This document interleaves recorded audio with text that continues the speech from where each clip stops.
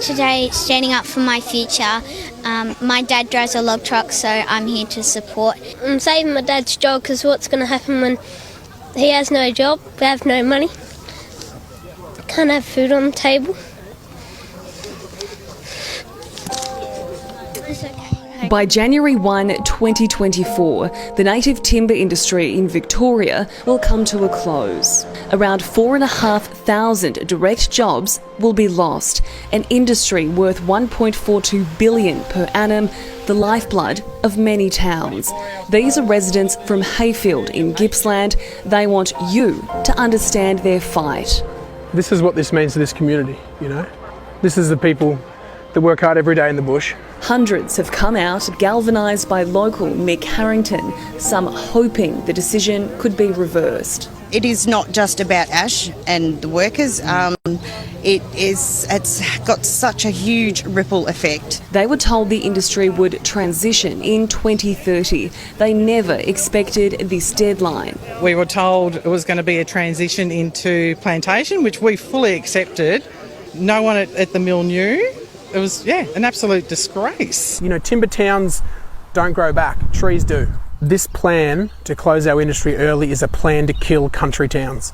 Towns like Orbost, Powelltown, Hayfield, and at this point, people are just considering taking their families and moving somewhere else. It's the only way to get this done. There's a lot of anger over how the state government has handled this.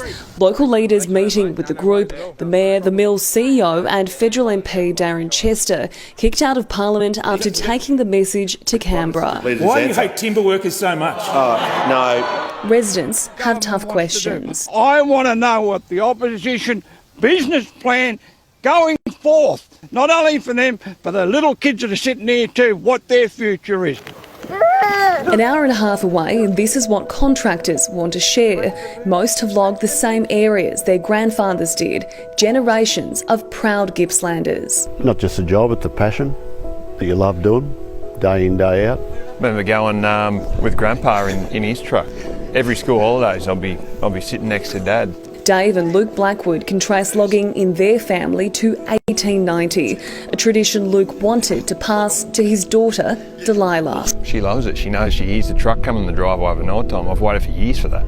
These guys are tough, but they're struggling. If my wife can get me to talk. That's the hardest part. You know, I don't want her to see me upset. I don't want my daughter to see me upset either. After native hardwood is logged, the area is burnt. It then regenerates itself. 80 years later, the process starts again.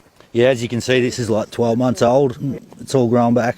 It's sustainable, it's renewable, and if the inner city people really knew how we do it out here, you know, I think they would be amazed. A bitter pill to swallow across the border in New South Wales, the industry continues. In Tasmania too. If it all ends, hardwood will be imported. They don't work under the same high standards we do environmentally, and they don't regrow the trees as well. Why not have it here where it can be well regulated and we can look after our communities as well? Some environmental groups have celebrated the closure. In fact, they campaigned for it.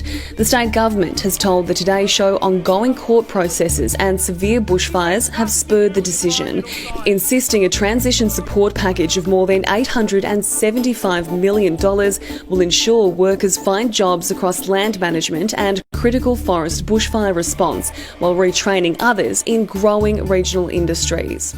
The areas are struggling with, you know, the power stations shutting down and all those sorts of industries, and, you know, you just wonder where the jobs are. 2,500 people in this town, how many jobs do you think are offered?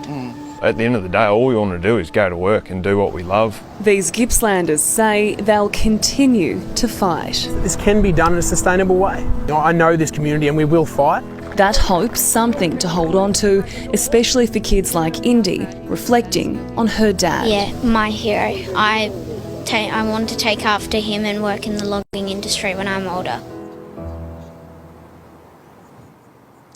This is a region that has done it incredibly tough. We know, of course, that Gippsland has gone through bushfires, through COVID, the closure of the power industry, and now the closure of the timber industry as well. I've lived in Gippsland, I've worked in Gippsland. I can tell you these communities are so strong, and you can see that from those residents there in that piece, from people who have lived in those towns right throughout Gippsland for decades. They are so passionate, and they've seen so many people leave just looking for work. You heard young Ollie there at the start getting really emotional, thinking about his family, about his dad, and about his community. They want to stay there, they want to live there, but the real fear is that those towns right throughout regional Victoria, they could be wiped off the map if there's no employment and there's no support. They want answers, they want support, and they certainly want politicians to go out and speak to them.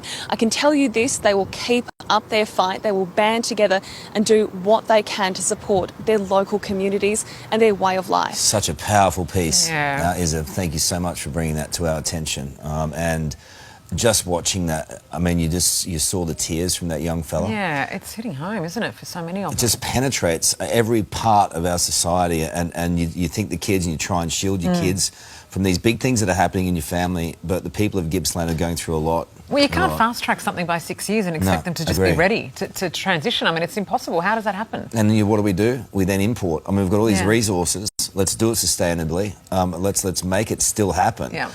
Every industry is going overseas. In the meantime, these families are left to pick up the pieces. The fight goes on. We'll be there every step of the way with you, Gippsland.